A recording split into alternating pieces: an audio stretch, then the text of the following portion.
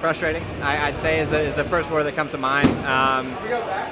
Not for any other reason than just I've just put myself in horrible positions, I feel like, every race, and just really underperformed for what I feel like I should have been doing, and it was frustrating. I mean, the first race, I knew it was going to be a little bit of a long shot to do what I wanted to do. I was really fresh being on the Cowie and trying to get adjusted really quick, and there was going to be some hiccups, I knew that.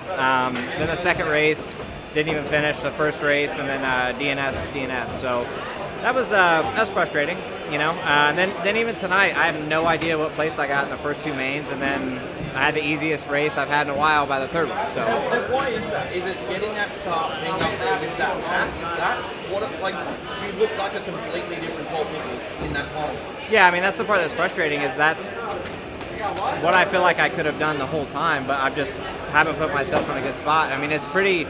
Sounds super cliche about the start and all that stuff, but it kind of starts early in the day, time qualifying, heat race. You put yourself in a bad spot, you're stuck outside on the gate, and you're stuck at that gate all three mains. So, like even tonight, I was far outside. It was hard to get out front. I mean, that last one, I did everything perfect to a T, and still came out, you know, third or fourth, and was able to work my way up and, you know, get into the lead. But just putting myself in a better spot, man. It was rewarding to go out on top, but also frustrating. So I'm like, dude, I should have been there all season. So in 2023 for you, filling rival Honda Racing Corporation in America. Yep.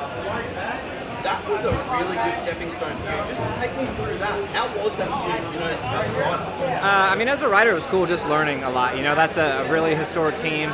They have a really good staff, obviously really good riders. You know, the Lawrence brothers, Chase Sexton. It was cool being around those guys. You know, I learned a lot from the team. I learned a lot from the guys. It was really rewarding. You know, it was kind of tough. You know, because I knew could be short-lived being there. You know, so that's a little frustrating. But it's been an interesting year. It really has for me, riding the Honda and, you know, being in that spot, then being on the Cowie, and now we're on the Beta and stuff like that. So just been an interesting year. For sure. Hey, talk me through that Beta.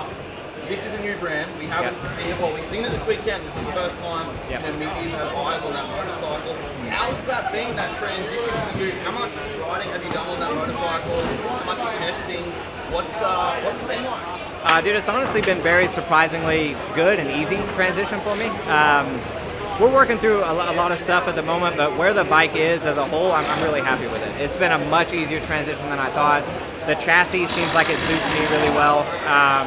Moving forward, we've been very day-to-day, you know, on what we're doing, and big improvements each time we go out. But overall, like I said, I feel like we're in a much better spot than I anticipated. I've been on it for about a month. Had to miss some time in there. I had a crash. I was off the bike for like 3 or 4 weeks, and then went to Abu Dhabi, did that, came back on the Beta, and then now back on the Cowie. Now we'll be back on the Beta when we go back full-time. So it'll be good just to get some consistent weeks.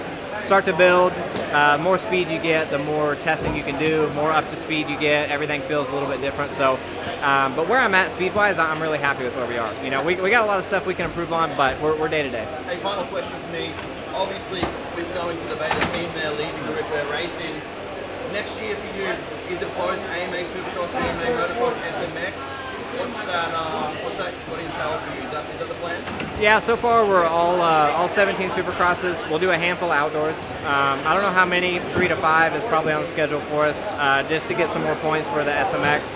And then after that, who knows? You know, I don't know where else it's going to take me. I have a 2-year deal with those guys, so we'll have the same schedule, 24 and 25.